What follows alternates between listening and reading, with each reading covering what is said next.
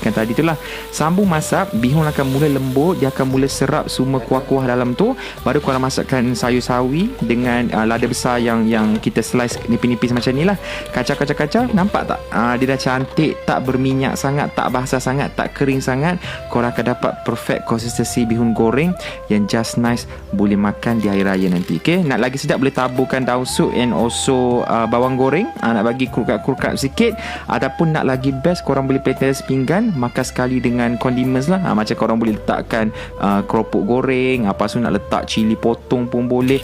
Yang kek gula ni ada cili jeruk yang daripada botol pun ada, tak kisahlah. Letak bagi rasa pedas-pedas sikit, barulah makan. Okay, try buat try buat, nak tengok result macam mana korang buat untuk hari raya nanti. Masak bihun ni mudah tau, tapi kalau salah buat memang tak jadi. And nak best boleh makan dengan keropok keping sekali.